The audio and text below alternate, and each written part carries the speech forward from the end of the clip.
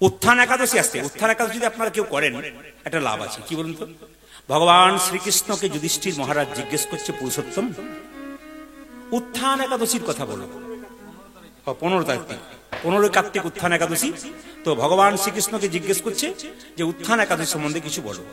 কৃষ্ণ বললেন যে ব্রহ্মা নারদকে যে কথা বলেছে, হ্যাঁ, স্কন্দ পুরাণে, সেই কথাই তোমাকে বলি।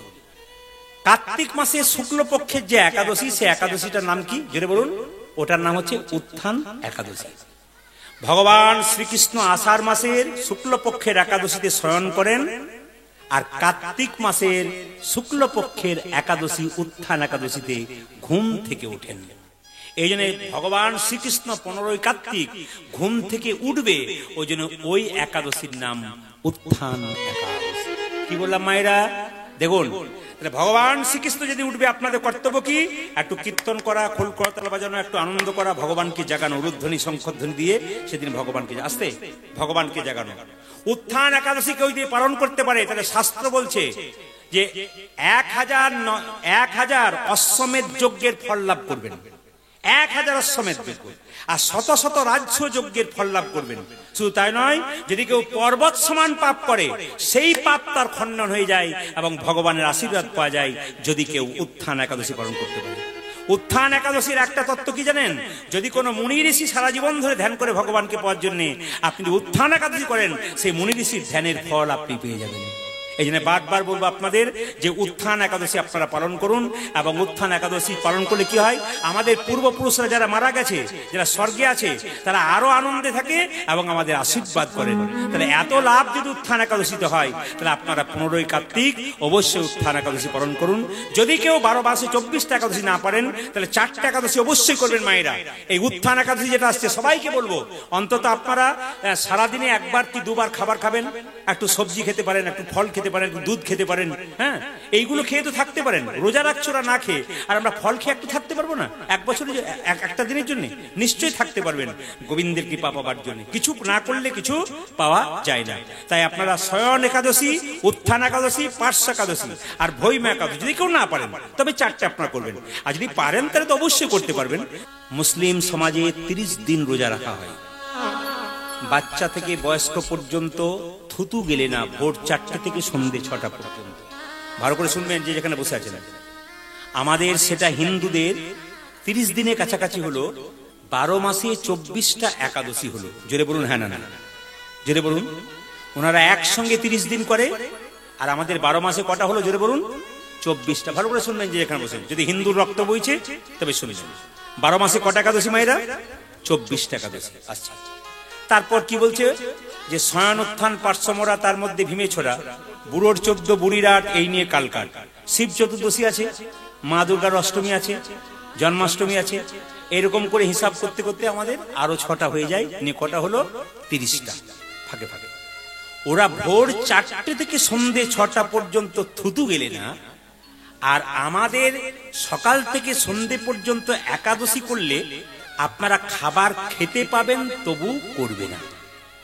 এইদিকে মায়াপুর নবদ্বীপে ধামে যাবেন, দেখবেন বিদেশ থেকে ইংরেজরা ছোট ছোট বাচ্চাগুলো ছুটে আসে, তারা বলে হরে কৃষ্ণা হরে কৃষ্ণা হরে কৃষ্ণা। সবচাইতে আশ্চর্যের ব্যাপার, ওরা বলতে পারে না তবু বলে, আর সবচাইতে লজ্জার ব্যাপার, আমরা বলতে পারি তবু বলি না। এই দিকে তাকাবেন, যদি হিন্দু হন একবারে গেঁথে নিয়ে যাবেন। আমি চেন্নাই চিকিৎসা করাতে গেছিলাম, একজন মুসলিম ডাক্তার। সেই ডাক্তার দেখছি রোজার সময় 30টা দিন রোজা রেখেছে, চিকিৎসা করছে। ওর মা বাবা শিখিয়ে দিয়েছে, তুমি ইংল্যান্ড ফেরত ডাক্তার হও, আমেরিকা ফেরত ডাক্তার হও, তোমার ধর্মকে তুমি ছাড়বে না। প্রধানমন্ত্রী ছিলেন মনমোহন সিং, মাথার পাকড়ি কোনোদিন খুলে নাই। ওর মা বাবা শিখিয়ে দিয়েছে, ওনার মা বাবা, যে তুমি প্রধানমন্ত্রী হও আর রাষ্ট্রপতি হও, ধর্মকে ধরে রাখবে। সবচাইতে আমাদের লজ্জার ব্যাপার, সামান্য একটা চাকরি পেয়ে গেলে আমাদের লেজ ধরার ক্ষমতার কে নেই। বৃন্দাবনের প্রেমানন্দ মহারাজ, সবাই লেখো বৃন্দাবনের প্রেমানন্দ মহারাজ, তার কাছে বিরাট কোহলি যিনি আমাদের ভারতবর্ষের বিখ্যাত ক্রিকেটার, বিশ্বের 1 নম্বর বিরাট কোহলি আর তার স্ত্রী অনুষ্কা তাকে প্রণাম করতে গিয়েছিল। সবচাইতে আশ্চর্যের ব্যাপার, বিরাট কোহলি দেশে দেশে বাড়ি আছে, তবু সে বুঝতে পেরেছে প্রেমানন্দের চরণে ঠাঁই নিতে হবে। আর আমাদের সবচেয়ে লজ্জা ব্যাপার, একটা চাকরি পেয়ে গেলে সে মনে করে আমি তো রাজা হয়ে গেলাম, আমার আর কিছু করার দরকার নেই। বুঝতে হবে সবকিছু। মহাত্মা গান্ধী গীতা পড়তেন, গীতাকে নিজের মা বলতেন, আর নিজের মাকে সম্মান দিতেন, আর গীতাকে মা বলতেন, দুজনকে মা বলতেন। এলাহাবাদ কোর্টের ব্যারিস্টার ছিল, সকালবেলায় গীতা পড়তেন আর কেঁদে কেঁদে বলতেন, আমাকে সম্পদ দিও না, আমাকে বিপদ দাও। শুধুই কি টাকার ওপরে এত বড় মহাপুরুষের ছবিটা রয়ে গেছে? বিচার করবেন। এত এত মহাপুরুষ মারা গেল, কেউ মৃত্যুর সময় ভগবানের নাম করে নাই, কিন্তু যখন নাথুরাম গডসে তাকে গুলি মেরেছিল, তখন 3 বার মৃত্যুর সময় 3 বার বলেছিল, হারাম হারাম হারাম। শিখে নিন, যদি হিন্দুর রক্ত শরীরে বইছে তবে শিখে নিন মহাপুরুষরা কি করে গেল, হারামরা কি করলাম। আমি সম্প্রীতি বজায় রাখতে চাই, সব ধর্মকে সমান সম্মান দিতে চাই, কিন্তু নিজের ধর্মকে কেউ ছোট করবেন না, নিজের ধর্মীয় ব্যক্তিকে অপমান করবেন না। যদি কোনো হিন্দু হয়ে হিন্দু ধর্মের মানুষকে অপমান করে, কানে আঙুল দিয়ে চলে যাবেন, ওইসব লোকের দিকে একবারও তাকাবেন না। কেন? একজন ভক্ত যদি 10 বছর বাঁচে, তবে 100টা ভক্ত তৈরি করে দিয়ে যাবে, আর একজন অভক্ত যদি 100 বছর বাঁচে, ও 1000টা অভক্ত তৈরি করে দিয়ে চলে যাবে। একটা কলমের মধ্যে যদি কালি থাকে, তবে সেই কলমটার দাম থাকে। কলমের মধ্যে কালি না থাকলে কলমের কোনো দাম থাকবে না। আপনার গাড়ি বাড়ি টাকা পয়সা ধন দৌলত আছে, কিন্তু আপনার বিবেক নাই, আপনার জীবনে কোনো দাম নেই। শুনে নিন একবারে বড় বড় মহাপুরুষের কথা। যদি চৈতন্য জাগে, এখানে ছোট ছোট বাচ্চা দুটো বসে আছে, খালি কি বলছে না, হ্যাঁ হ্যাঁ হ্যাঁ। তার মানে কি? পূর্বজন্মে কীর্তন শোনা অভ্যাস আছে, পূর্বজন্মে স্বীকৃতি আছে। আপনারা যত না শুনছেন, ওই বাচ্চাটা হ্যাঁ হ্যাঁ হ্যাঁ দিয়ে যাচ্ছে। কেন? ও বুঝতে পেরে গেছে আসল জিনিসটা কি। অনেক মায়ের আমাকে ফোন করে বলে, আমার ছেলে কম বয়সে একাদশী শুরু করলো আপনার কীর্তন শোনার পর। আমার সেটা আপনার গর্বের ব্যাপার। যে মা তার সন্তানকে জন্ম দেয় কৃষ্ণ ভক্ত, তার তো রত্নগর্ভ বলা হয়।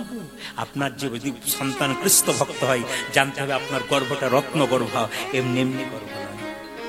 স্বামীজি বলেছেন একটা কথা, as a lamp does not burn without oil.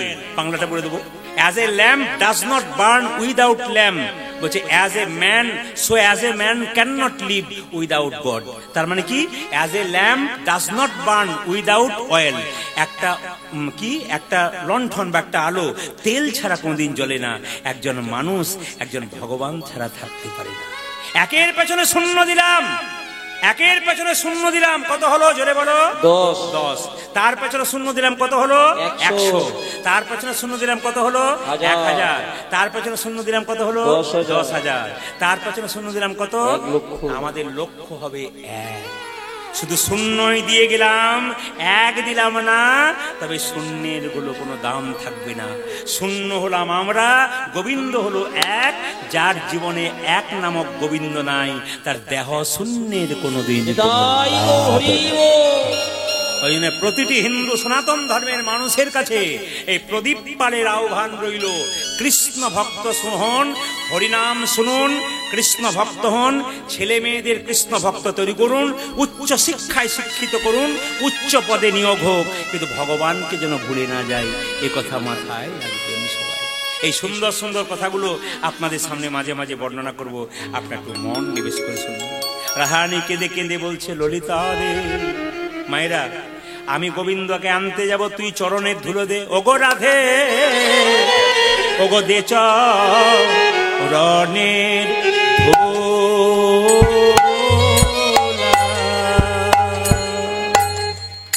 ও ধুলা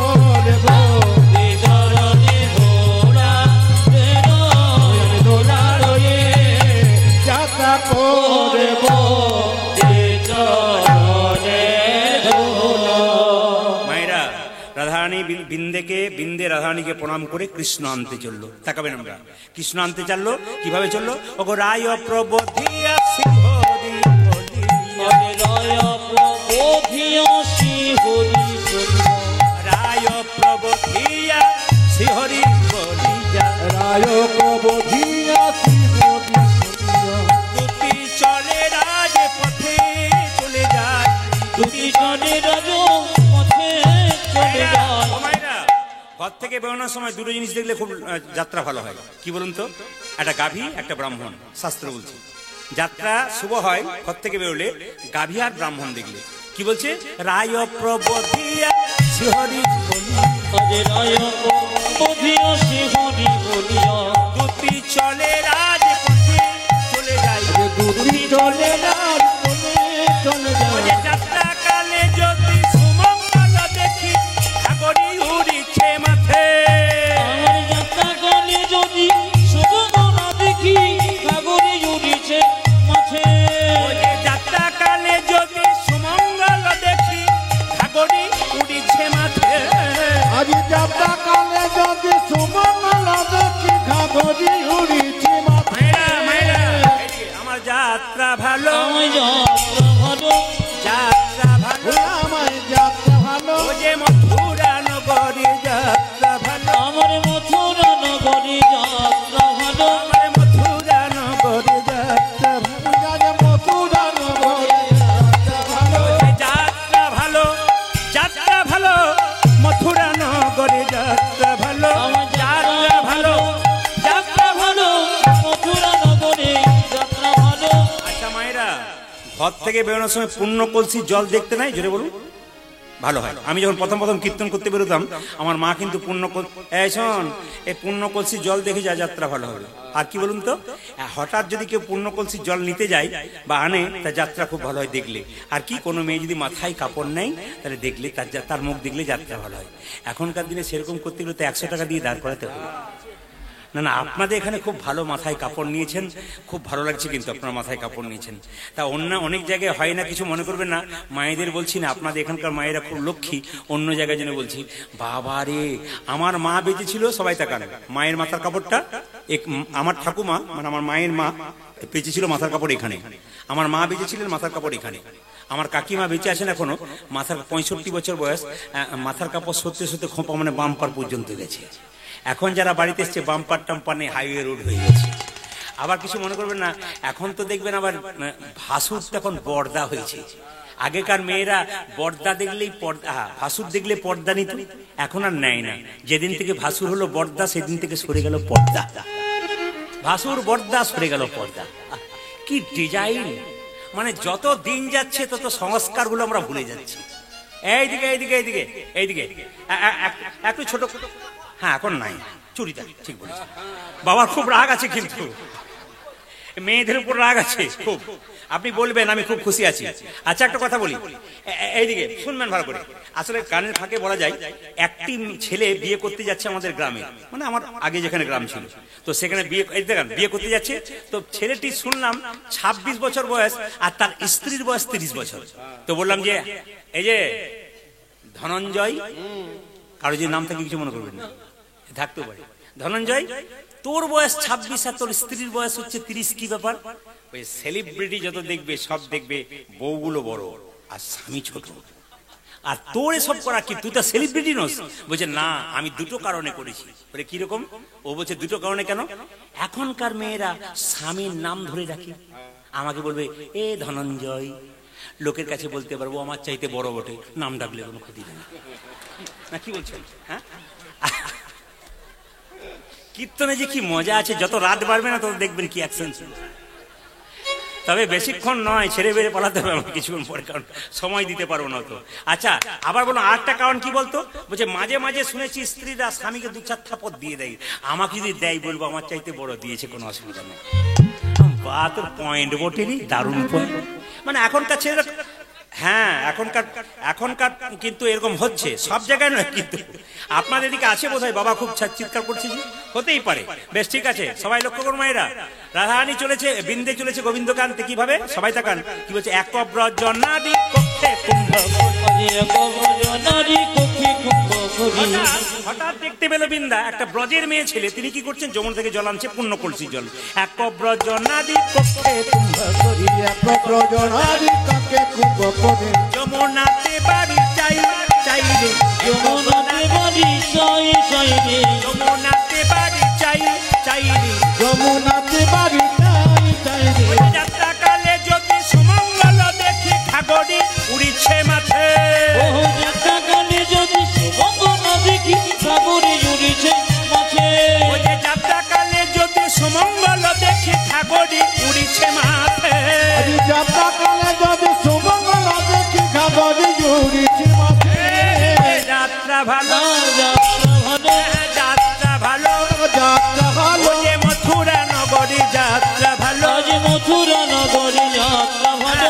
মথুরা নগরী যাত্রা ভালো, আজ মথুরা নগরে যাত্রা ভালো। ওই যে যাত্রা ভালো, যাত্রা ভালো, মথুরা নগরী যাত্রা ভালো, আজ যাত্রা ভালো, যাত্রা ভালো, মথুরা নগরে যাত্রা ভালো। শাস্ত্র বলছে যে স্ত্রীর সব চাইতে বড় ধর্ম হচ্ছে পতি সেবা করা। ভালো করে শুনলেন, পতি সেবা করা। পতি যদি ভালো হয় তার সেবা করার আপনার কর্তব্য আছে, কিন্তু পতি যদি আপনাকে মারধর করে, বারবার যদি করে, তাহলে তার ব্যবস্থা শুনবে। কিন্তু যদি পতি ভালো হয় তার সেবা করার দায়িত্ব আপনার আছে। দেখুন, পণ্ডিতরা বলেছেন যে একজন স্ত্রী একটা স্বামীর মানসিক রোগের ওষুধ। শুনবেন ভালো করে, একজন স্ত্রী একজন স্বামীর মানসিক রোগের ওষুধ। কেন বলুন তো? একজন স্বামী যদি খারাপ রাস্তায় যায়, একজন স্ত্রী তার ভালোবাসায় তার স্বামীকে ভালো করে দিতে পারে।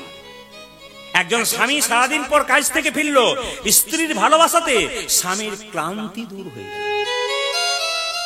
আমাদের দেশের মেয়েদের কিরকম সম্পর্ক দেখুন। স্বামীজিকে একজন ইংরেজ জিজ্ঞেস করেছিল যে আচ্ছা, আমাদের ইংরেজদের মেয়েরা একে অপরের সঙ্গে হাত মেলায়, তোমাদের ভারতবর্ষের মেয়েরা পুরুষের সঙ্গে, অন্য পুরুষের সঙ্গে হাত মেলায় না কেন? স্বামীজি বলেছিলেন যে তোমাদের ইংরেজদের যিনি মহারানী, তার সঙ্গে কি মহারানী কি সবার সঙ্গে হাত মেলায়? বলে না, মেলায় না। বলছে আমাদের ভারতবর্ষে যত নারী আছে সবাই মহারানীর মতো, এরা কোনো পুরুষের সঙ্গে হাত মেলাবার প্রয়োজন মনে করে না, সবাই মহারানীর মতো। কত সম্মান দিয়েছে স্বামীজি। স্বামীজি বলেছেন যে সমাজে নারীকে সম্মান দেওয়া হয় না সে সমাজ কোনোদিন উন্নতি হয় না, যে সংসারে নারীকে সম্মান দেওয়া হয় না সে সংসার কোনোদিন উন্নতি হয় না। আর যেখানে মায়েদের সম্মান নাই সেই জায়গাতে উন্নতি নাই। কেন বলুন তো? প্রতিটি অনুষ্ঠানে মায়েদের সংখ্যা বেশি, এবং মায়েরা যদি ভক্তিমতী হয় সংসার উপরে উঠতে পারে। নারী যদি নারীর মতো হয় ওপরে ওঠে, আর নারী যদি আনাড়ি হয় তবে পুরুষ একবার নিচে নেমে যায়। নারী পুরুষের সম্পর্কটা কেমন? স্বামী আর স্ত্রীর সম্পর্ক কেমন? দাঁত এবং জিভের মতো। দাঁত আগে থাকবে, জিভ পেছনে থাকবে। স্ত্রী সবসময় পেছনে থাকবে, স্বামী আগে থাকবে। কেন বলুন তো? যদি কেউ গুঁতো মারে বা একটা কাউকে মারে, তা দেখবেন দাঁতটা প্রথমে ভাঙবে, তবে জিভকে আঘাত দিতে দেবে না, দাঁত আগে যাবে। কিন্তু দেখবেন মায়েরা দাঁত আর জিভের মতো। কেন? কিন্তু যদি কোনো দাঁতে কিছু লেগে থাকে তাহলে জিভ কিন্তু খুঁচে খুঁচে দাঁতের সমস্ত কিছু বার করবে। স্বামীর যদি কোনো দোষ থাকে, স্ত্রী খুঁচে খুঁচে খুঁচে খুঁচে ও দোষ ভালো করার চেষ্টা করবে। না, আমি ভুল বলছি না ঠিক বলছি, বিচার করবেন কথাগুলো। হ্যাঁ, আমাকে একজন বাবা বললেন যে এমন কথা বলে যাবেন যেন মানুষের ভেতর পর্যন্ত ঢুকে যায়। তা কতটা ঢুকছে আপনাদের জানি না, আমি একটু ঢুকিয়ে দিয়ে যাই। আর স্বামী স্ত্রীর সম্পর্ক কেমন? চোখ এমন হাতের মতো। চোখ যদি কাঁদে হাত ব্যথা, হাত যদি ব্যথা পায় তবে চোখ কাঁদবে, আর চোখ যদি কাঁদে তবে হাত তার জল মুছিয়ে দেবে। এরকম স্বামী স্ত্রীর সম্পর্ক হলে কে বলছে ভগবান আপনার বাড়ি আসবে না? স্বামী স্ত্রীর সম্পর্ক মধুর করুন। একটু রাসের কথা যখন বললাম তখন সবাই লক্ষ্য করুন, ভগবান শ্রীকৃষ্ণের কাছে রাত্রিবেলা যখন ব্রজগোপীরা গিয়েছিল, কৃষ্ণ বলেছিল তুমি ফিরে যাও তোমার পতির কাছে, স্বামী পুত্র কন্যা সংসার ছেড়ে তোমার কুল আছে, চলে যাও ওখানে। সঙ্গে সঙ্গে ভগবানকে ব্রজগোপীরা বলেছিল যেতে পারি, একটা প্রশ্নের উত্তর দিলে তবে যাবো। সবাই শুনবেন, ব্রজগোপীরা কত বুদ্ধিমান। একটা প্রশ্নের উত্তর দিলে তবেই যাবো। বলে কি প্রশ্ন? দেখুন, কৃষ্ণকে প্রশ্ন করছে, উত্তরটা দিন। আপনারাও দেবেন, ধীরে আপনারা উত্তরটা দেবেন। দেখুন, কৃষ্ণকে ব্রজগোপীরা বলছে একটা ছেলে মেয়ে নতুন বিয়ে করেছে, কৃষ্ণ শুনছে। বলে করলো, করার পর মেয়েটি ছেলেটিকে বলছে আমি তোমাকে ছেড়ে কোথাও যাব না, আর ছেলে বলছে আমি তোমাকে ছেড়ে কোথাও যাব না। একদিন বিরাট অভাব দেখা গেল, পাড়ার লোকেরা ছেলেটিকে বললো চল বাইরে কাজে যাব। মেয়েটিকে বললো শুনছো গো, একবার কাজে যাব, পয়সার দরকার আছে। স্ত্রী বললো না, ডাল ভাত খাবো, শাক ভাত খাবো, লবণ ভাত খাবো, তবু আমরা দুজন একসঙ্গে থাকবো, তোমাকে আমি ছাড়তে চাই না। স্ত্রী বললো আমি তোমার মুখ না দেখে কোনোতে থাকতে পারি না, আমি তোমাকে ছাড়তে চাই না। সঙ্গে সঙ্গে মেয়েটি যখন ছাড়তে চায় না, তখন ছেলেটি পাড়ার লোককে বলে ও আমাকে ছাড়তে চাইছে না ভাই, আমি যাব না। পাড়ার লোক একটা বুদ্ধি দিল, বলে কি তুই তোর একটা চিত্রপট মানে ছবি ওকে দিয়ে দে, বলে 1 মাস পরেই ফিরে আসবে। স্ত্রীকে বললো শোনো, কাজের দরকার আছে, টাকার দরকার আছে, তোমার অভাব পূর্ণ করতে হবে, আমি তোমাকে কাছে নিয়ে এসেছি বিবাহ করে, তো শোনো আমাকে 1 মাস তুমি ছেড়ে যাও, আমি আমার ছবিটা তোমাকে দিলাম, এই ছবিটা দেখে তুমি 1 মাস থেকে যাবে, আমি কথা দিলাম 1 মাস পর আসবো। দেখুন লক্ষ্য করুন, 1 দিন গেল, 2 দিন গেল, 3 দিন গেল, 28 দিন গেল, 29 দিন গেল, মেয়েটি তার স্বামীর ছবিটা ধরে বারবার কাঁদে। যখন 30 দিন হয়ে গেল, 31 দিন হয়ে গেছে, 1 দিন হয়ে গেল, মাস শেষ হয়ে গেল, তখন মেয়েটি ফটোপতিকে কেঁদে কেঁদে বলছে পুরুষ মানুষের হৃদয় খুব পাষাণ, তুমি বললে 1 মাসের মধ্যে চলে আসবে, তুমি এখনো এলে না। তুমি কি জানো না আমার কত ভালোবাসা, তোমাকে না দেখে আমি থাকতে পারি না। আচ্ছা গোবিন্দ সেই সময় যদি আসল পতি দরজায় এসে বলে কি গো কার সঙ্গে কথা বলছো, বলো তো গোবিন্দ, সেই মেয়েটি ফটোপতিকে পুজো করবে না আসল পতির কাছে ছুটে যাবে? ভগবান বলল কেন গো, ফটোপতিকে ছেড়ে আসল পতিকে কাছে যাবে? আমরা তো ফটোপতিকে সাজাপতিকে ছেড়ে আসল পতির কাছে এসেছি, বলবে এইবার। শুধু তুমি আসল পতি তা নয়, তুমি আমার পতির পতি, তুমি জগতের পতি, তুমি পুরুষেরও পতি, তুমি নারীর পতি, তুমি যে পুরুষোত্তম ভগবান, তোমাকে ছেড়ে কোনো মতেই যেতে চাই না। এ হচ্ছে রাস, ভক্ত আর ভগবানের মিলনের নাম রাস। কামদেব দেবতাদের পরাজিত করে অহংকার হয়েছিল, কামদেবের অহংকার চূর্ণ করার জন্য ভগবান রাস করেছিলেন। আর রাস কাকে বলে? জীবাত্মা আবার পরমাত্মার মধ্যে যে মিলন, তাকে বলা হয় রাস। আসুন, রাধারানী কেঁদে কেঁদে বলছে ললিতা রে, আমাকে যেদিন থেকে আমার বধূ ছেড়ে চলে গেল, আমার অবস্থা কেমন জানিস? কেমন?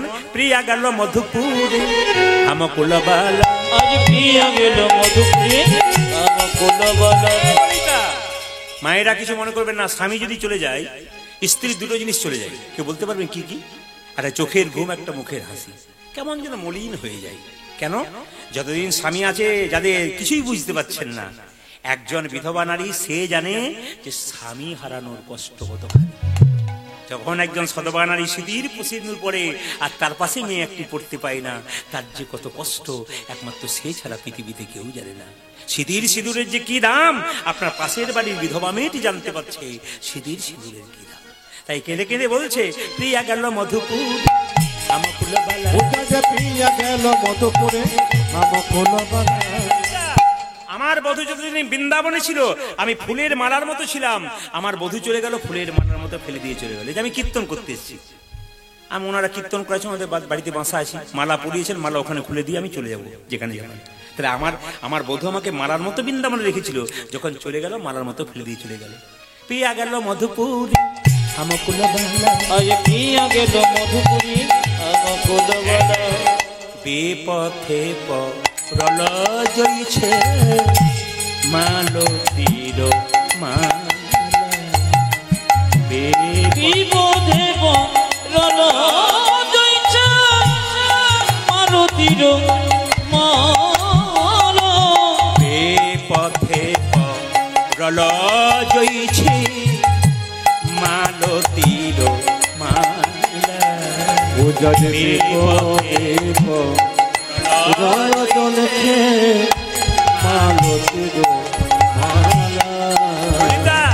ওরে আমার দশা তেমনি হলো, ওরে আমার দশা তেমনি হলো, আমার দশা তেমনি হলো, আমার দশা তেমনি হলো। ওই মালতীর মালার মতো আমার দশা তেমনি হলো। ওই যে মালতীর মালার মতো আমার দশা তেমনি হলো। বিপথে পরল জইছে মালতীর মালা, বিপদে পরল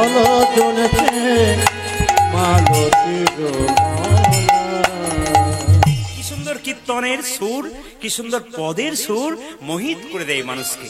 পদের কত সুন্দর গুণ আছে।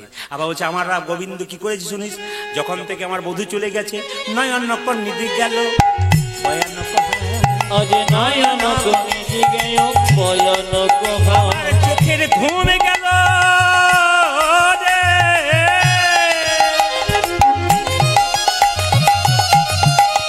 আমার মুখের হাসি গেল, আমার সব গেল রে। এই ও যাতে নয়ন কনিক গেল ভয়ানক সুখ গেল প্রিয়া সঙ্গে, দুঃখ হাম পাশরে। ও সুখ গেল প্রিয় সঙ্গে, দুঃখ আমার সুখ গেল প্রিয়া সঙ্গে, দুঃখ হাম পাশরে। সুখ গেল প্রিয়া সঙ্গে, দুঃখ আমার নাই নয়নে নিদ্রা নাই, আমার নয় নয়নে নিদে নয়, আমার নাই নয়নে নিদ্রা নাই, ওই আমার নাই নয়নে নিদ নাই রে। আমার নাই বদনে হাসি নাই রে, নাই নয়নে নিদ্রা নাই, আমার নাই নয়নে হাসি নাই রে, নাই নয়নে নিদ্রা নাই রে। সুখ গেল প্রিয়া সঙ্গে, দুঃখ হাম পাশরে। আমার সুখ গেল প্রিয় সঙ্গে, দুঃখ মায়েরা বলে না স্বামী চলে গেল বেঁচে থেকে কি লাভ আছে, বিষ এনে দে আমায়, বিষ। শুনবেন ঝাঁপতালের উপরে গানগুলো হবে, শুনবেন। কেঁদে কেঁদে রাধারানী বলছে বিষ এনে দে। সোজদি কে জন, কথাগুলো শুনবেন কানে। সোজদি তে জন কাজ কি এহো জীবন, কাজ কি এহো জীবনে, সোজদি। এই গান আমাদের বীরভূম, খুব মনের মতো গান। এই গান মুর্শিদাবাদ, এই গান নদিয়া, এই গান উত্তর দিনাজপুর, এই গান দক্ষিণ দিনাজপুর, এই গান বাংলাদেশ। এই গান যদি শোনে পাগলের মতো লুফে নেয়। কিন্তু এই গান হুগলিতে চলবে না, এই গান দক্ষিণে চলবে না, এই গান অন্যদিকে চলবে না, কারণ ওইখানে ভক্তলীলা গাইতে হবে। একবার বেশ নেচে ভালো করে বিভিন্ন রকম সুর দিয়ে গাইতে হবে। তাই যেখানে যেমন সেরকম আমাদের গাইতে হয়। এই বীরভূমের খুব একটা প্রিয় সম্পদ, কারণ বীরভূমে কীর্তনিয়া আমরা যখন যেখানে যাই সবাই সম্মান করে। বীরভূমে কীর্তনিয়া মানে জেনে শুনে আসে এবং পদ পদাবলীর সঙ্গে কীর্তন করে। এই জন্য বীরভূমে কীর্তনিয়াকে প্রতিটি জায়গাতে, অন্তত যে কীর্তনিয়া হোক, বীরভূমে কীর্তনিয়াকে সম্মান সবাই দেয়। তাই সবাই লক্ষ্য করুন কি বলছে, সোজ কাজ কি এহো জীবনে, আজ সজকি তে জন কাজ কি জীবনে, কাজ কি এহো জীবনে। সোজদি জন কাজ কি এহো জীবনে। দাঁড়িয়ে আছিস কেন? আনহ সখী গরল করি গ্রাসে, আরে কি বা বিষ এনে দে।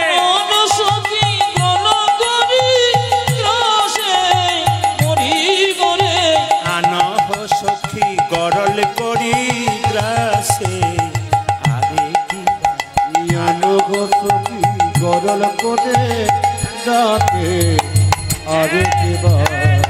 আমার স্বামী যদি চলে যায় আমায় দে দে গরল এনে দে, সখী আমায় যেতে করো এনে দে রে, দে দে গরল এনে দে। তুই আমায় দে দে গরল এনে দে রে।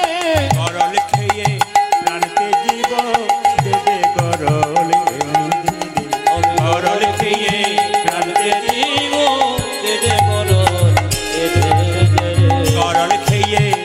খেতে জীব দে দে গরল এনে দে দে। আমি গরল খেয়ে বাঁচতে দিব, দিদি গরল এনে দে রে। রানী প্রথমে বলছে, ললিতা বিষ এনে দে, আমি আর বাঁচতে চাই না, আমার চলে গেল পতি। সঙ্গে সঙ্গে বলছে, আমি যখন মরে যাব আমাকে একটা কাজ করবি, আমাকে আগুনে পোড়াবি না, জলে ভাসাবি না, কি করবি? নিরে নাহি দা নলে নাহি দা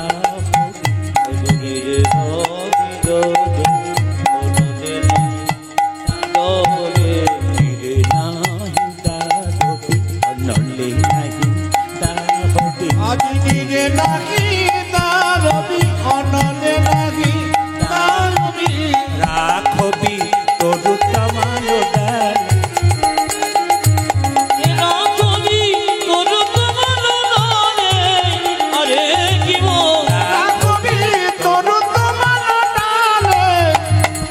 কি বা।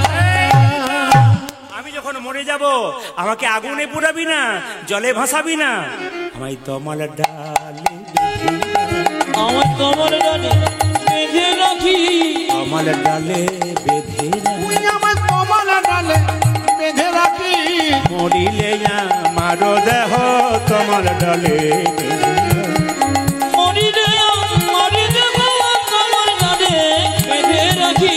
মরিলে আমার দেহ তমাল ডালে বেঁধে আজি মরিলে আমার দেব তোমার ডালে বেঁধে রাখি।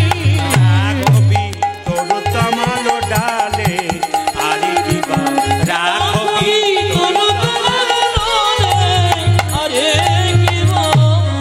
এই ললিতা, আমার দেহটা আগুনে ভাসাবি না, জলে আগুনে আগুনে পোড়াবি না, জলে ভাসাবি না, আমার দেহটা তমাল গাছে বেঁধে রাখবি। বলছে কেন তুই এত সব করছিস, আগুনে পোড়াবো না কেন? কৃষ্ণ প্রেম আগুনে আমার দেহ পুড়ে ছাই হয়ে গেছে, তাই পোড়া দেহ মায়েরা, দুভাবে মানুষ জ্বলে, একটা চিন্তাতে একটা চিতাতে। একটা চিন্তায় চিন্তায় ঘরে জ্বলে, একটা চিতায় জ্বলে। কি বলছে? আমার পোড়া দেহ পোড়াছে না, তুই আমায় পোড়া দেব পোড়াতে নালে।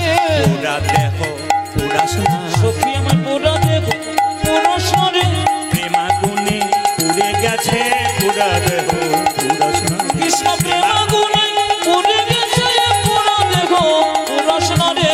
প্রেম আগুনে পুড়ে গেছে, পোড়া দেহ পোড়াছে না। কৃষ্ণ প্রেম আগুনে পুড়ে গেছে, পোড়া দেব পোড়াতে নালে।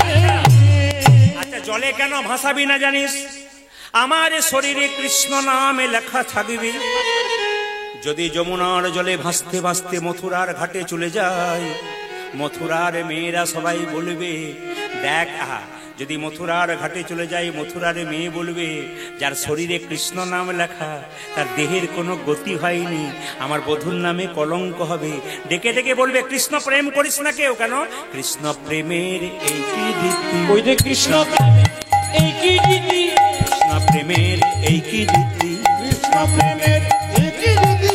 মরা দেহের হয় না গতি, কৃষ্ণ প্রেমের এই কি রীতি। মরা দেহের হয় না গতি, কৃষ্ণ প্রেমের এই কি রীতি।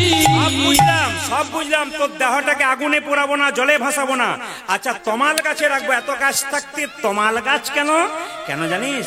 আমি তমাল বড় ভালো, সখী আমি তোমার বড় ভালোবাসি, তমাল বড় আমি কমল বড় ভালোবাসি। কাউকে ভালো লাগা, ভালোবাসা একটা কারণ তো থাকবে। ভালো কেন বলিস জানিস? আমার বধূ কালো, তমাল কালো, তমাল বড় ভালো। আমার বধূ কালো, তোমার কালো, তোমার বড় ভালোবাসি। বধূ কালো, তমাল কালো, তমাল বড় ভালো। তুই আমার বধূ কালো, আর তোমার কালো, তোমার বড় ভালোবাসি। রাখবি তোর তমাল ডালে আরে কিবা রাখবি তোর তোমার ডালে, আরে কি মা। জোরে বলুন রাধা রানী কি, বাহ, শ্যাম সুন্দর কি, মদন মোহন কি, হরিবাসর কি, সাধু গুরু বৈষ্ণব কি, যাদের ঘুম আসছে তাদের কি। কিছু কিছু জায়গাতে শান্তি বজায় রাখতে হয়। আপনি ভগবানের মন্দিরে যাবেন, গল্প করতে নেই। দেবদেবীর মন্দিরে পূজা দিতে যাবেন আর ঘর সংসারে গল্প করবেন, ভগবান পূজা নেবে না, দেবদেবী পূজা নেবে না। ওখানে পূজা দিতে গেলেন এক মনে, মনটা ওইখানেই রাখতে হবে, মন অন্যদিকে চঞ্চল হলে হবে না। ভগবান দেখছেন মন মানা মদ ভক্ত মদ জাজিমাং নমস্কুরু, তুমি তোমার মনটা আমাকে কতখানি দিয়েছ। এই যে কীর্তন শুনতে এসছেন আপনারা, আমি প্রদীপ পাল জানতে পারছি না আপনাদের মনের ভেতরে কি হচ্ছে, কিন্তু স্বয়ং ভগবান বুঝতে পারছেন আপনারা যে কীর্তন শুনছেন, কে কোন মনোভাব নিয়ে শুনছেন আর কার মন কোথায় পড়ে আছে প্রদীপ পাল জানবে না, কিন্তু তিনি অন্তর্যামী, আমাদের অন্তরের কথা তিনি জানতে পারেন। এই জন্য বারবার নিবেদন রইল, কীর্তন চলাকালীন কেউ যদি গল্প করেন তাহলে পাশের জন আপনাকে দেখে বড় বিরক্ত হয়, তা কারো বিরক্তির কারণ হবে না, ভগবানের কষ্টদায়ক কোনো কথা বলবেন না যেখানে কীর্তন শুনবেন। আজকে মহাপ্রভু নবদ্বীপ ছেড়ে চলে গেছেন, সমস্ত ভক্তগণ কাঁদছেন। নবদ্বীপের চাঁদ গৌর হরি, যিনি নবদ্বীপের প্রতিটি ভক্তকে হরিনাম দিলেন, প্রেম দিলেন, সবাইকে কাঁদিয়ে চলে গেলেন। সবাই কাঁদছে, শুধু কান্না নয়, একে অপরের গলা জড়ি ধরে কাঁদছে। কিভাবে কাঁদছে? বলি কোথায় বা গেলে হে, আজ কোথায় বা গেলে হে, কোথায় বা গেলে হে, তুমি কোথায় বা গেলে রে, ভক্তগণকে কাঁদা যে বলো, কোথায় বা গেলে হে, তুমি ভক্তগণকে কাঁদাই বলো, কোথায় বা গেলে হে। প্রথমে একটা কথা বলি, মাঝখানে বলবো, শেষে বলবো। আপনারা ইউটিউবের মাধ্যমে যে কীর্তন গান শ্রবণ করেন, তাতে আপনারা শুধু কথাই শুনতে পান, ঘন্টার পর ঘন্টা শুধু কথাই শুনছেন, কীর্তন শুনছেন না। এই আমি দায়ী নই, কিন্তু ক্যামেরা দায়ী। ওনারা একটাও কীর্তন ছাড়বে না, শুধু কথাগুলোকে ছেড়ে দেয় মানুষের সামনে। এই জন্য অনেকের মনের মধ্যে ভুল ধারণা থেকে যায়, তাহলে ইনি বোধহয় ঘন্টার ঘন্টা কথাই বলে যান। কিন্তু আজকে আপনাদের সমস্ত ভুল ভাঙবে যারা আমাদের কীর্তন শোনে, কারণ লীলা ছাড়া কীর্তন হয় না। লীলার মাঝে যে দামি কথাগুলো বলবো, ওগুলো ওরা তুলে তুলে তুলে তুলে মানুষের সামনে দেবে, আর মানুষ কথাগুলো খাবে। এই শুনে অনেকের মন্তব্য হয়, উনি শুধু কথাই বলেন। আজকে প্রমাণ পাবেন, না না, আসর শুনুন, তাহলে বুঝবেন কথা নয়, কীর্তন আছে। বলি কোথায় বা গেলে, আজ কোথায় বা গেলে হে, ভক্তগণকে কাঁদা যে বলো,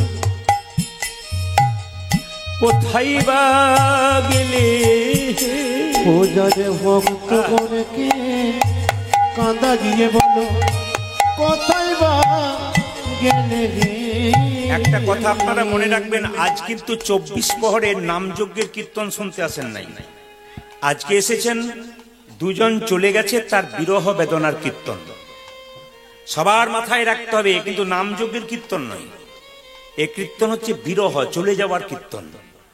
এই চলে যাওয়ার কীর্তনে একটু বিরহ না থাকলে কীর্তনের মান মর্যাদা থাকে না। যারা গুণীজন, যারা কীর্তন শোনেন, তারা বুঝতে পারবেন। আপনার বাড়ি থেকে কেউ চলে গেছে, তখন যদি আপনি দিব্যি নাচতে শুরু করেন, লোকে আপনাকে বলবে পাগল বটে। কিন্তু যিনি চলে গেছেন, তার জন্য যদি কেউ কান্নাকাটি করে, পাগলের মতো ছোটাছুটি করে, বুঝবেন হ্যাঁ, ব্যথা পেয়েছে। আজকে ব্যথার কীর্তন। তাই বারবার বলবো, আপনিও যাবেন, আমিও যাব, পৃথিবীর সবাই যাবে। যেতে যখন হবে ওনাদের দিকে তাকান।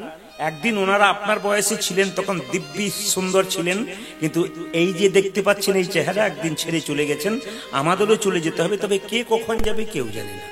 মহাপ্রভু চলে গেছেন বলে ভক্তগণ খুব কাঁদছে, কেঁদে কেঁদে বলছে, বলি কোথায় বা গেলে হে, আজ কোথায় বা গেলে হে, ভক্তগণকে কাঁদা যে বলল, কোথায় বা গেলে হে, ও যারে ভক্ত গণকে কাঁদা দিয়ে কোথায় বা গেলে রে।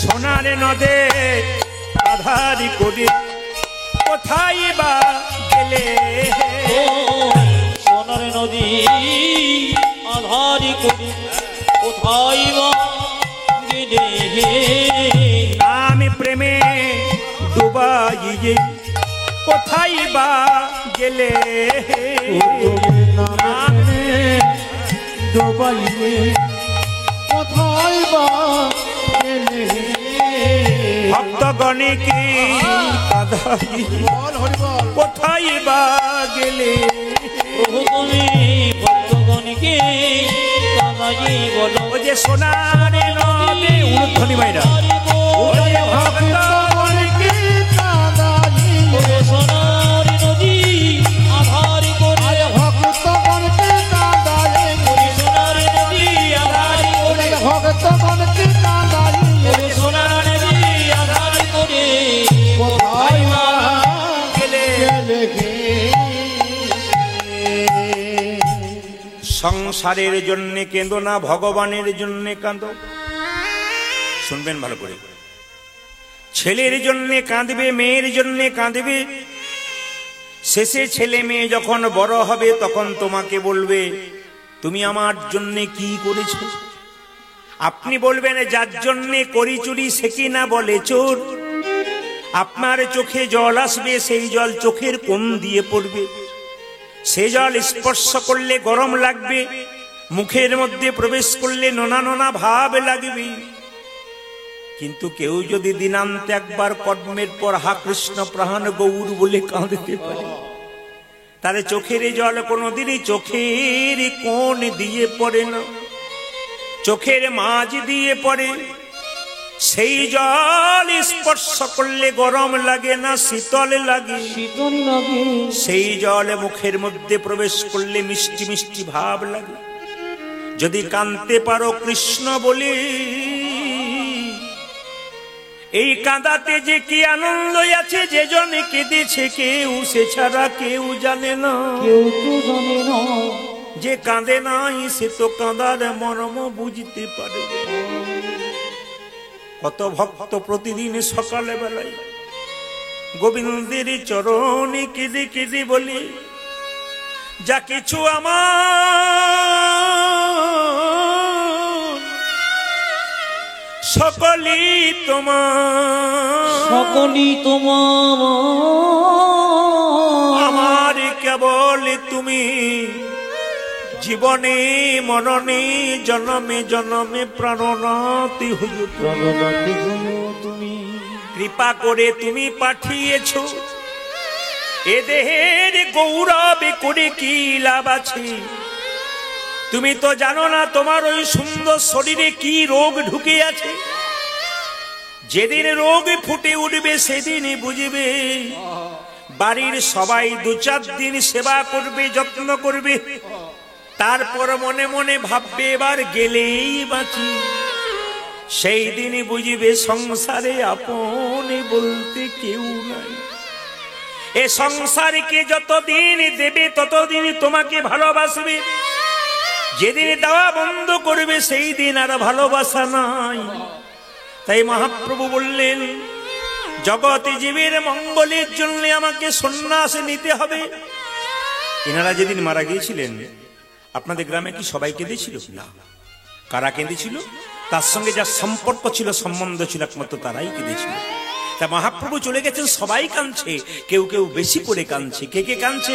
কাঁদিছেন অদ্বৈত, ওগো কাঁদিছেন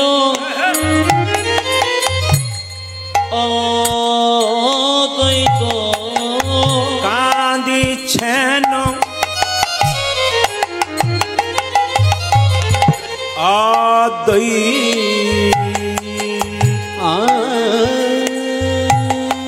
কাঁদিছেন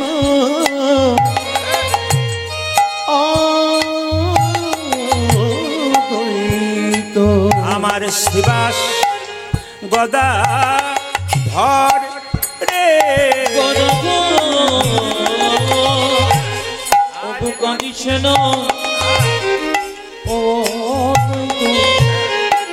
শিবাসে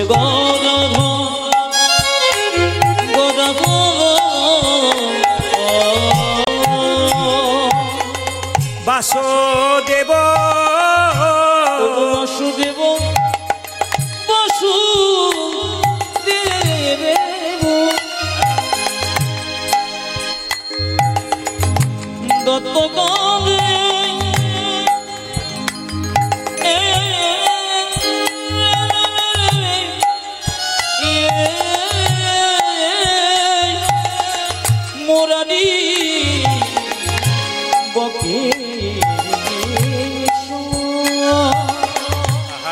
হরে কাঁদে যে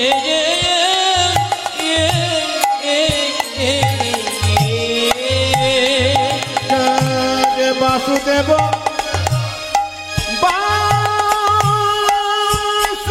বাসুদেব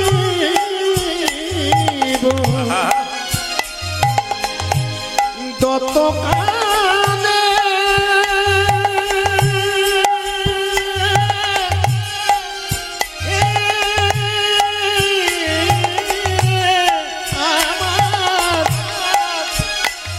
আমার মুরারি ভক্তি কাঁদে রে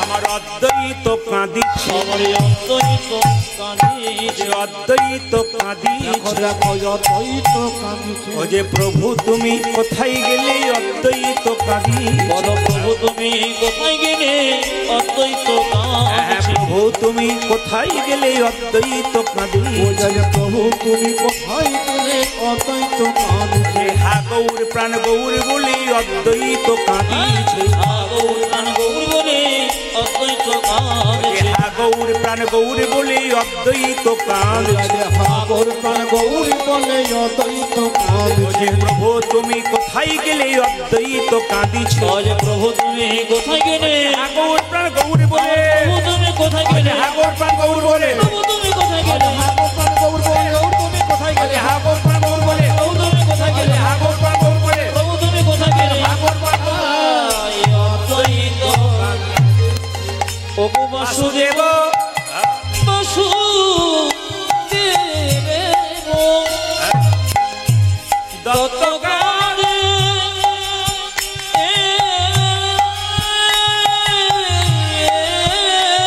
হরে মোরারি বকে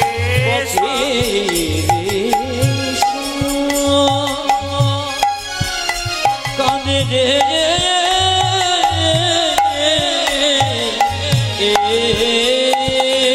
মোরারে বকে সর মুরারে বকে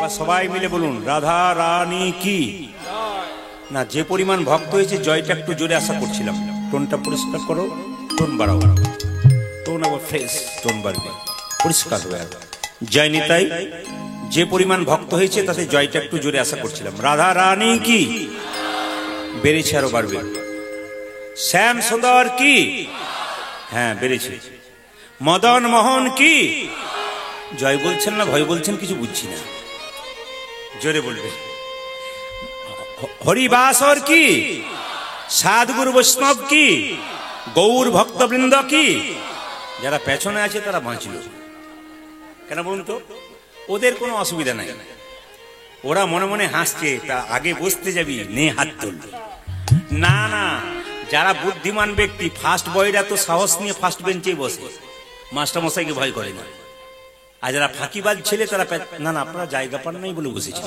ভয় পাবেন না অনেকে আবার কীর্তন শুনতে এসে আমরা তো প্রতি জায়গায় কীর্তন করি কীর্তন শুনতে এসে বলা বলি করে সামনে বসিস না পা মেলে বসতে পাবি না পেছনে বসতে পাবি সময় মতো পালাবার চান্স পাবি এই জন্য ফাঁকিবাজ আপনার জায়গা পান নাই বলে কিন্তু ফাঁকিবাজেরা সাধারণত ওরকমই হয় একবার জোরে হয়ে যাক রাধা রানী কি হাত তুলে খুব জোরে বলবেন যেন রাধা রানীর কৃপা পাওয়া যায় শ্যাম সুন্দর কি পাড়া গ্রামের মানুষ জোরে দেবেন না তো কোথায় দেবে আর কলকাতায় গেলে তো কাল থেকে আমার গান আছে অনেক দূরে একবারে আপনার উত্তরপ্রদেশ ছত্তিশগড় বিশাখাপত্তনম কালকে সন্ধ্যে 6টায় আমার প্লেন আছে কলকাতায় তো সেই সব জায়গাতে ওনারা এত সুন্দর বাংলা বলছেন বাইনা করার সময় আমি ভেবে পাচ্ছি না বলে আমরা তো অনেক বাংলা থেকে এসেছি এখানে আমরা ব্যবসা ট্যাবসা করি আপনাকে ডাকলাম তো অনেক দূরে আমাকে পাড়ি দিতে হবে তা আপনাদের কাছে নিবেদন হচ্ছে এইভাবে পাড়ি দিতে হয় বহু জায়গাতে এমন এমন জায়গা আছে হরে কৃষ্ণ রাধে রাধে তোরা এমন আস্তে আস্তে বলবে যেন পিঁপড়েও শুনতে পাবে না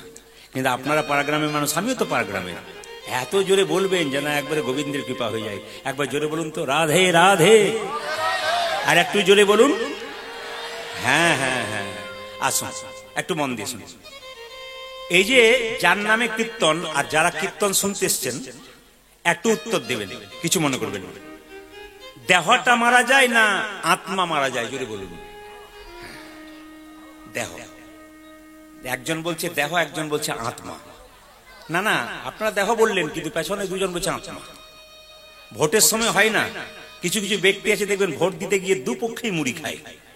ভগবান জানে না কোন পক্ষে ভোট দিবে। ওরা ভাবছে দুপক্ষেই দেবে, কিন্তু কোন পক্ষে দেবে বলা মুশকিল।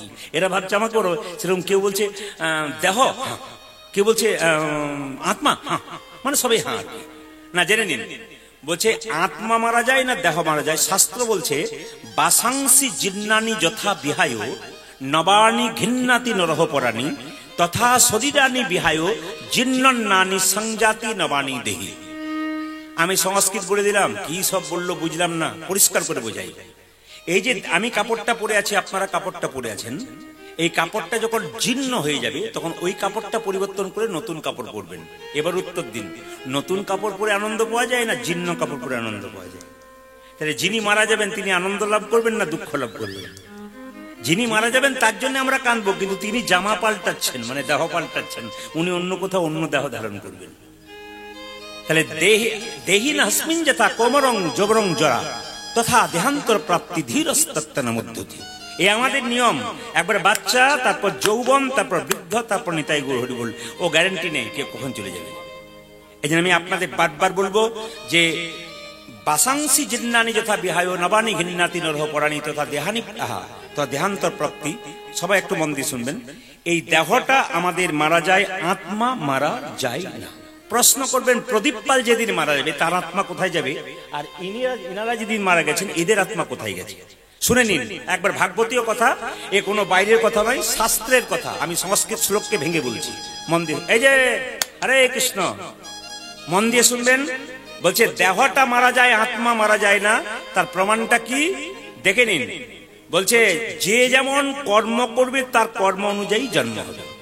মানুষ কুলে জন্মগ্রহণ করে কেউ যদি পশুর মতো কর্ম করে, পরের জন্মে তার পশু কুলে জন্ম হবে।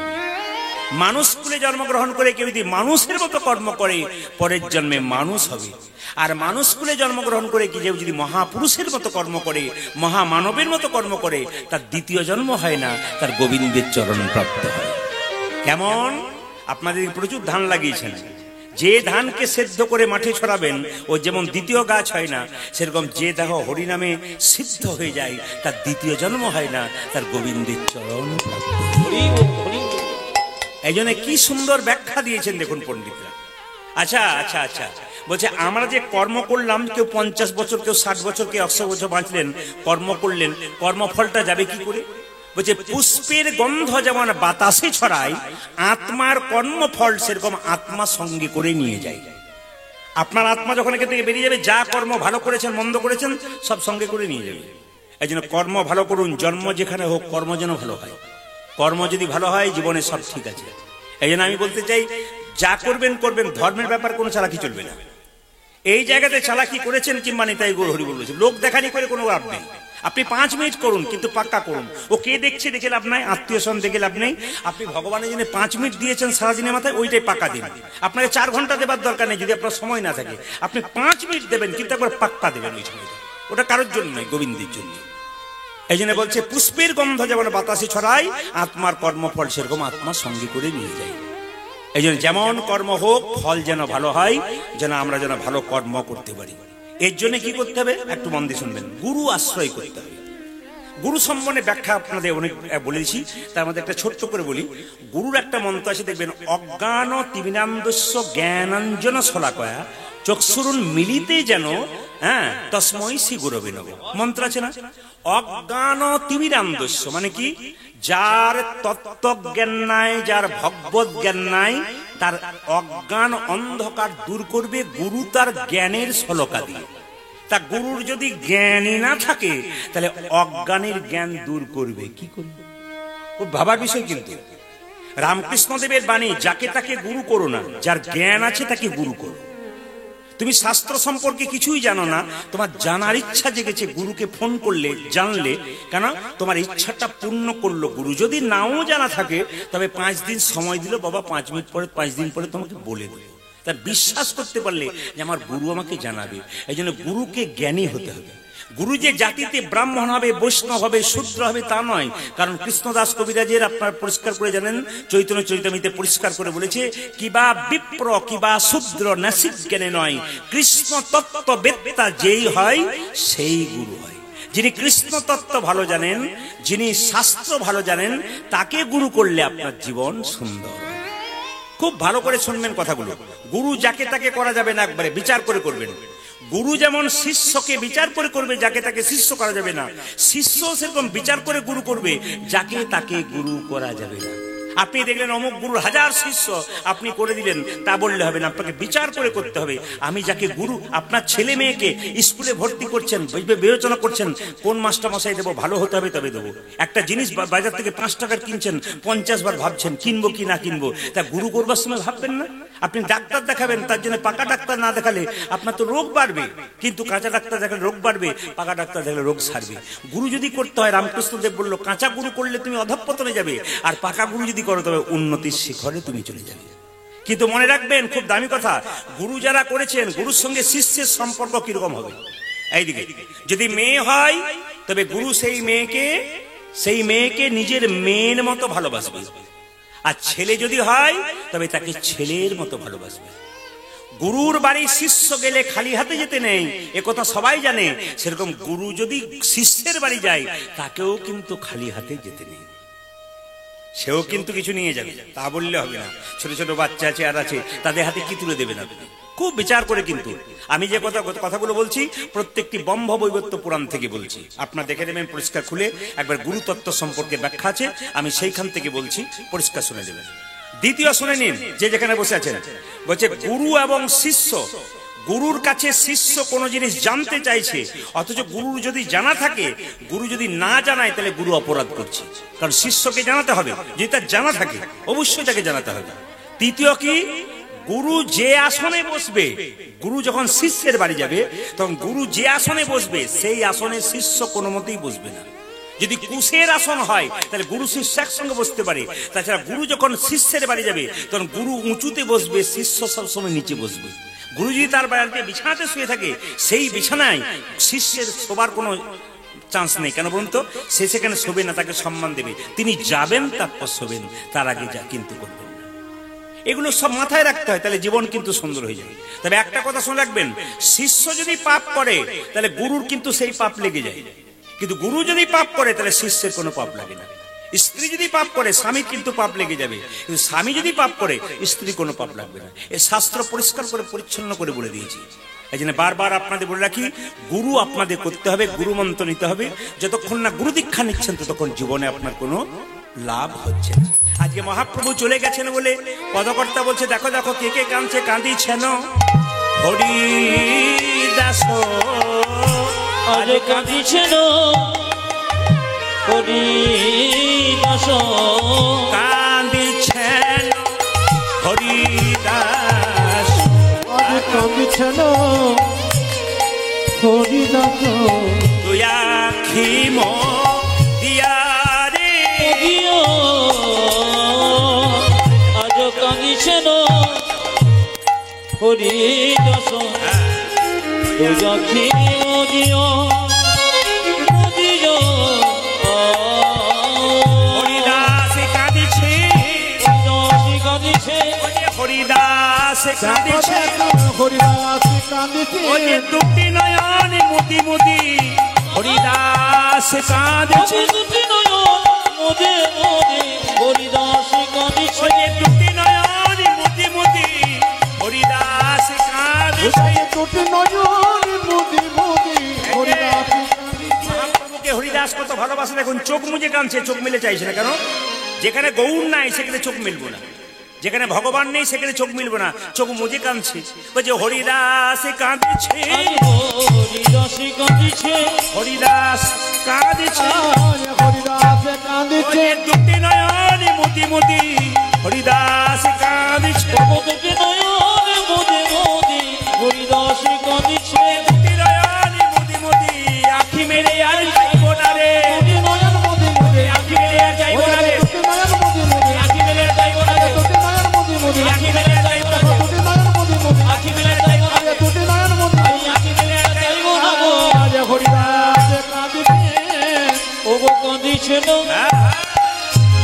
হরিদর্শন আরে আমার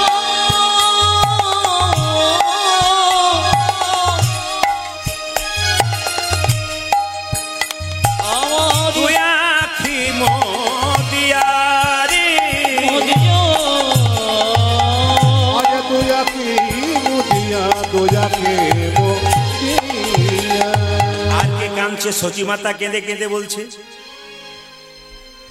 ওরে গৌর তুই কোথায় গেলি, ওরে নিমাই তুই কোথায় গেলি?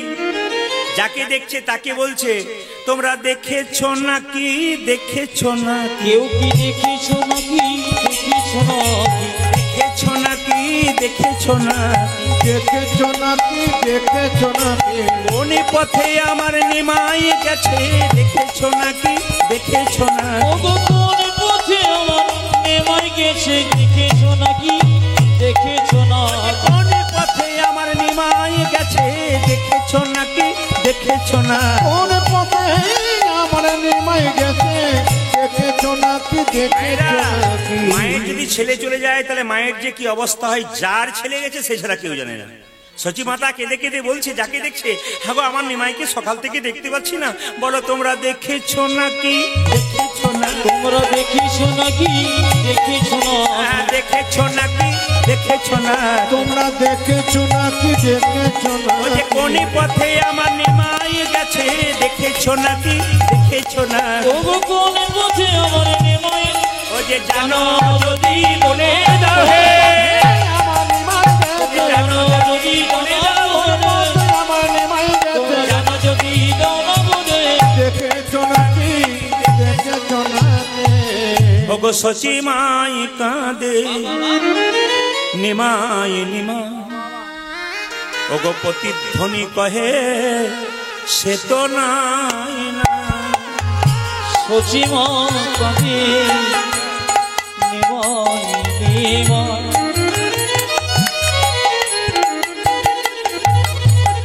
প্রতিধ্বনি কহে সে তো নাই না, সচি মাই কাঁদে, নিমাই নিমাই, প্রতিধ্বনি কহে সে তো নাই নাই, আমার সোচে মা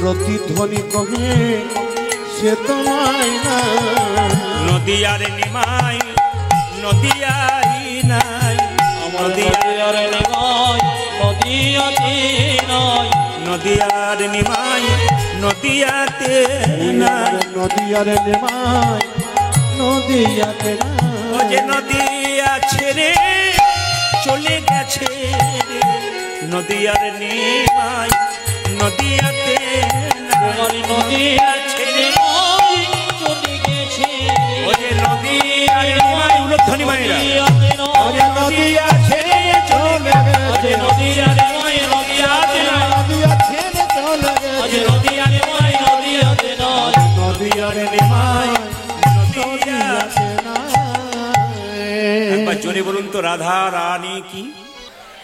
বাহ! কাল থেকে সকালবেলায় ফোন করবেন যখন, আর কিছু বলার দরকার নেই, রাধে রাধে বলবেন। কাল সকালে একজন একজনকে দেখা হলে কি বলবেন, জোরে বলুন। না না, আমি ফোনে খবর নিয়ে নেব। কি বলবেন, জোরে বলুন। বৃন্দাবনে কেউ যদি গেছেন তাহলে দেখবেন সবসময় রাধে রাধেই চলছে। আপনার রাধে রাধে বলুন, কেন বলুন তো? ভগবান শ্রীকৃষ্ণ বলেছেন যে যে রাধা নাম করে সে আমাকে বিনামূল্যে কিনে নেয়। আমি যে রাধার দাস, ইহাতে সন্দেহ যার, কোটি কোটি যুগ ভজয় আমার, সকল ভজনা বিফলে যায়। আমি যে রাধার দাস, এতে যদি কারো সন্দেহ থাকে, আর কোটি কোটি যুগ ধরে যদি আমাকে ভজনা করে, সব ভজনা তার বিফলে চলে যায়। কি সুন্দর বলেছেন। এই জন্য আপনারা যদি কেউ রাধে রাধে বলতে পারেন, কৃষ্ণকে বিনামূল্যে কিনে নেবেন। তাই যাকেই দেখবেন সকালবেলায় কি বলবেন, জোরে বলুন। আরো জোর সে বলনা পড়েগা, দোনো হাত উঠা কি বলো। আমি শুনতে পাচ্ছি না, কিন্তু জোরে বলুন, রাধে রাধে। চলুন, চলো রে মনে বৃন্দাবন ধাম, चलो रे मन बृंदावन रति जा राधे राधे मिलेंगे कुंज बिहारी मिलेंगे चलो मन बृंदावन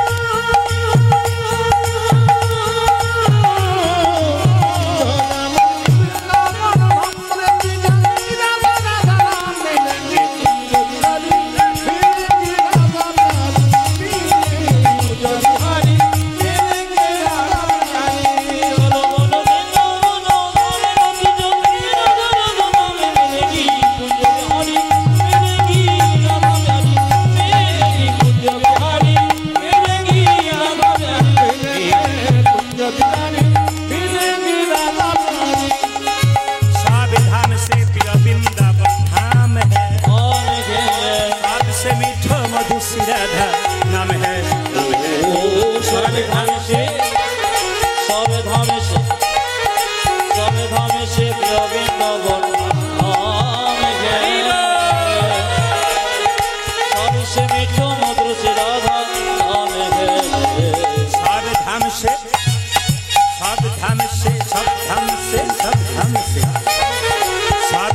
से प्रिय वृंदावन धाम है सबसे मीठा मधुशिरा नाम है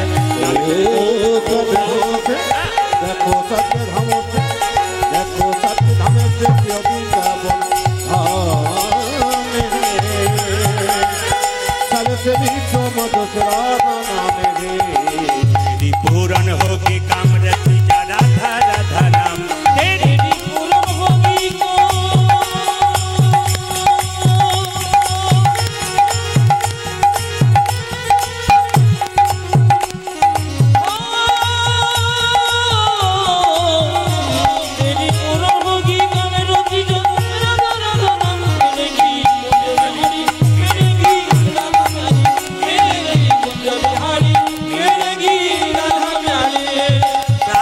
से जमुना में नहाएंगे परिक्रमा करके जीवन सफल बनाएंगे प्रार्थना से जमुना में नहाएंगे परिक्रमा करके जीवन सफल बनाएंगे प्रार्थना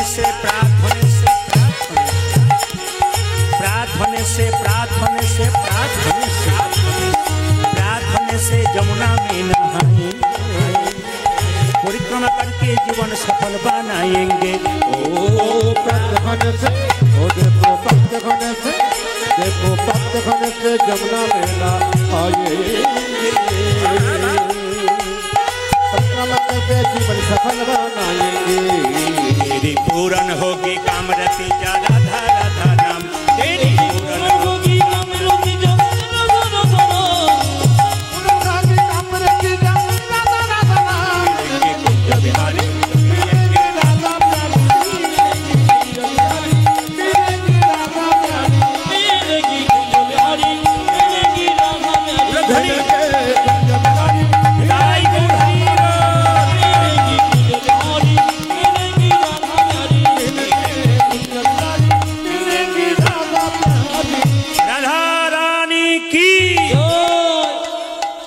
ভরে মাথায় কাপড়টা নিন।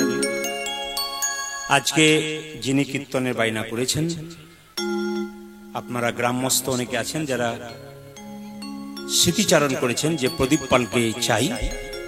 আপনাদের ভালোবাসায় বহুদিন আগে এনারা এই বাইনাটা করেছেন, অনেক দিন আগে। যে ছেলেটি করেছে সামনে বসেছিল তো যাই হোক, তাকে আবার একজন ভক্ত বলেছেন, তিনি আমার কাছে গেছিলেন। খুব ভালো পরিবেশ আপনাদের, সাধারণ গ্রাম হলো, মানুষগুলো খুব ভালো, শান্তিপ্রিয়। পাশে থেকে অনেকে এসেছেন, যতটুকুন এসে আজকে আলোকীর্ণ করেছেন আসরটাকে। ঈশ্বরের কাছে প্রার্থনা করি সকলের কৃপা হোক, আর সকলের বাড়িতে একটা করে কৃষ্ণ ভক্ত সন্তান জন্ম হোক, এই প্রার্থনা করি সকলের বাড়িতে। এবং আপনারা সবাই সুখে থাকবেন, ভালো থাকবেন। আর একটা প্রার্থনা করবো যেন গৌর গোবিন্দের কৃপায় আপনাদের মতি থাক, এবং চিরকাল যেন গোবিন্দ সেবা করে আপনার পরবর্তী প্রজন্ম যারা আসছে তারা যেন গৌর গোবিন্দের সেবা করে, এই প্রার্থনায় ভগবানের কাছে নিতাই। তাই গৌর হরি বল। তো আমাকে বললেন যে সাধ্য বাড়ির গান, এখানের ভক্তের একটা চাপ আছে। বলে কি চাপ আছে? না, আপনার কাছ থেকে মাথুর লীলা গান শুনবেন। তো মাথুর লীলা গান তো খুব কঠিন গান, ওনাকে বললাম। কিন্তু আমাদের কাছে ওগুলো কোনো অসুবিধাই নেই, কারণ আমাদেরকে যা বলবেন আমরা তাই করব। কারণ আমরা যখন বেরোই তখন বুঝে নেবেন আমরা সেজে গুজেই বেরোই। আমরা যখন বেরোবো তখন সেজে গুজে বেরোবো, সবকিছু নিয়ে বেরোবো, এমনি বেরোবো না। আর দ্বিতীয় কথা হচ্ছে, মাথায় রাখবেন, এই মাথুর গানটি কঠিন হলো, আজকে আপনাদের সহজ করে বোঝানোর চেষ্টা করব। খালি মন নিবেশ করে শুনবেন, এই মনটি গোবিন্দের চরণে দেবেন, বাস, আর কিচ্ছু দরকার নেই।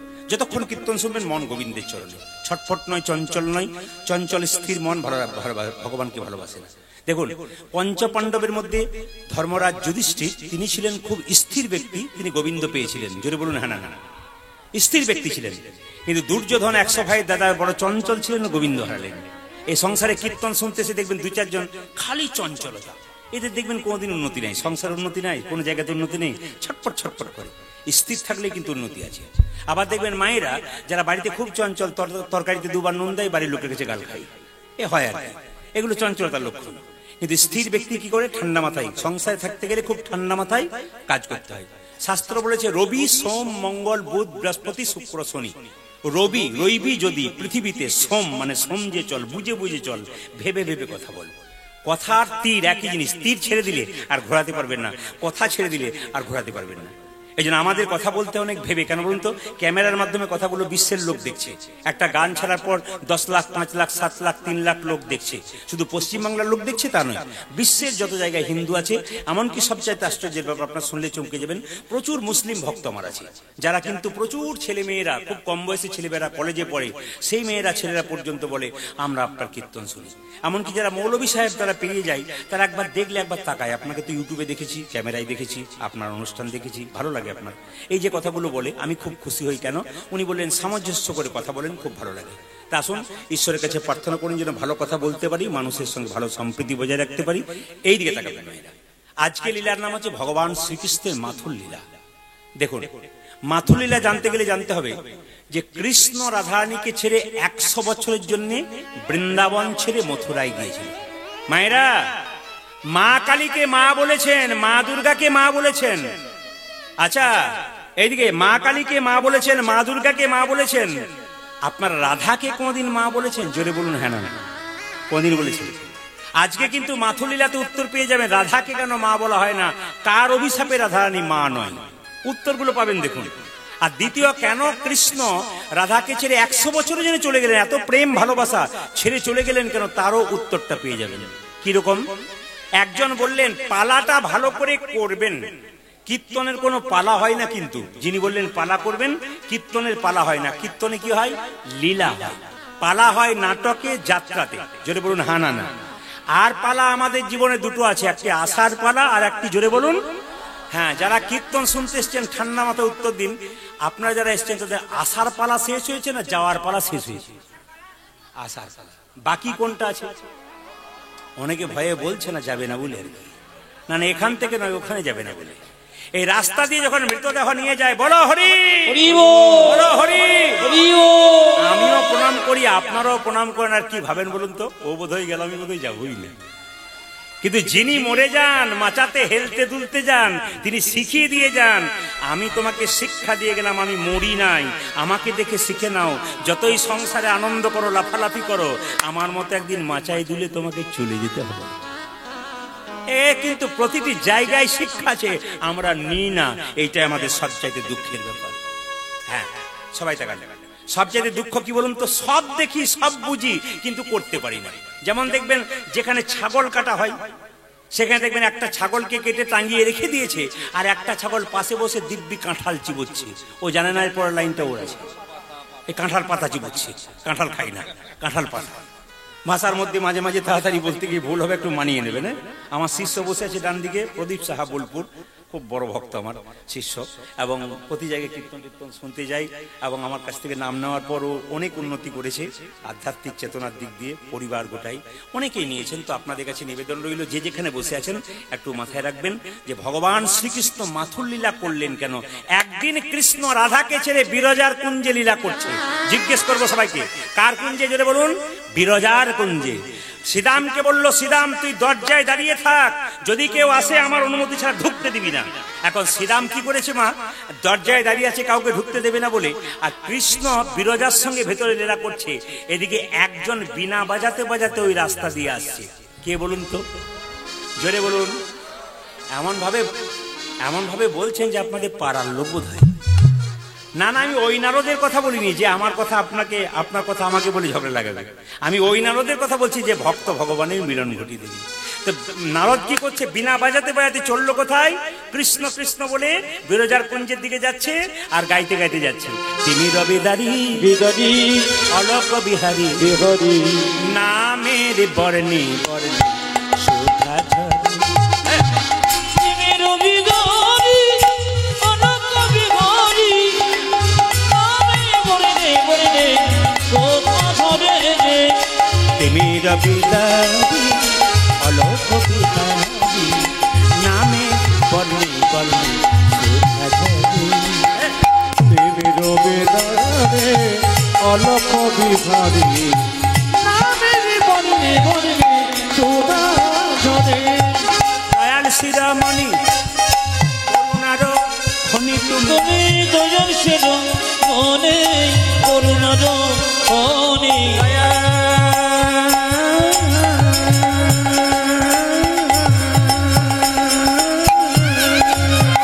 উলধ্বনি উলধ্বনি উলধ্বনি।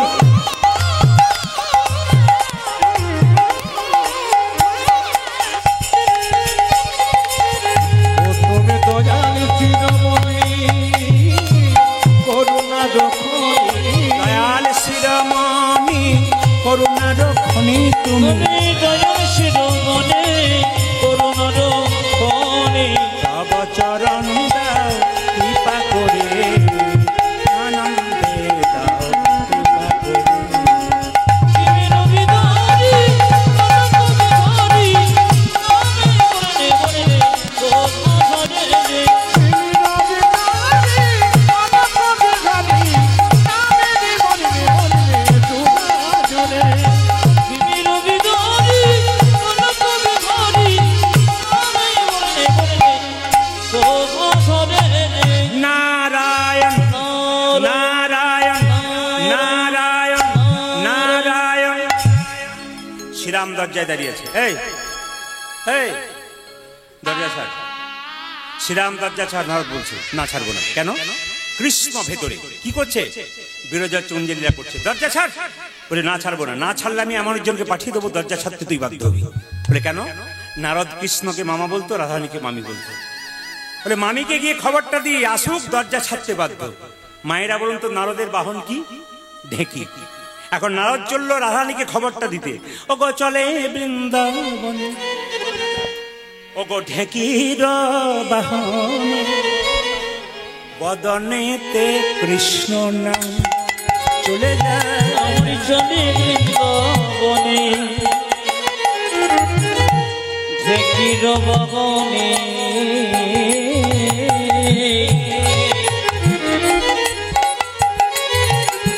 চলে বৃন্দাবনে ঢেঁকির বাহনে, বদনে কৃষ্ণ নাম।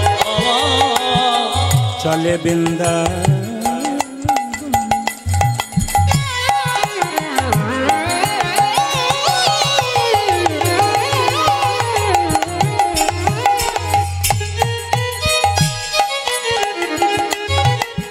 ঢেকির বাহনে,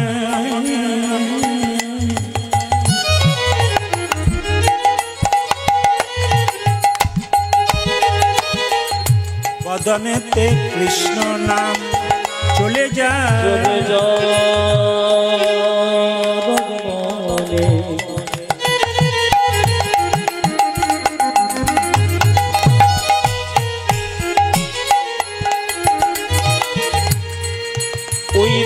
বৃন্দাবনের পথে পথে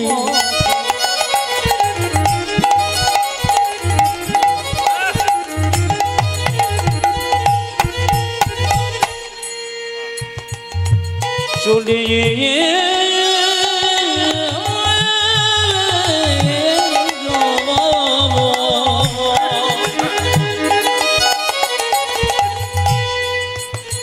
কৃষ্ণ কৃষ্ণ বলিতে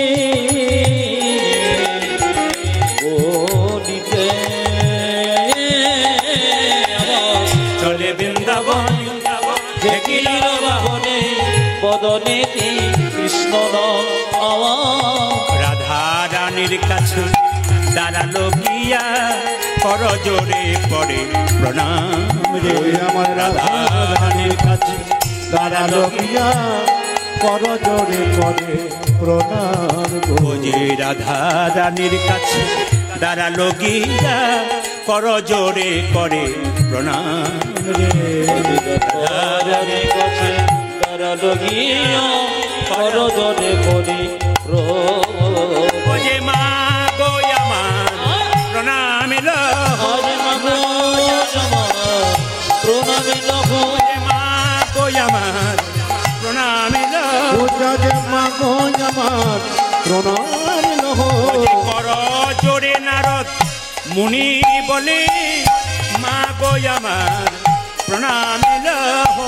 কর জোরে মনে বলে ও যে মা গো আমার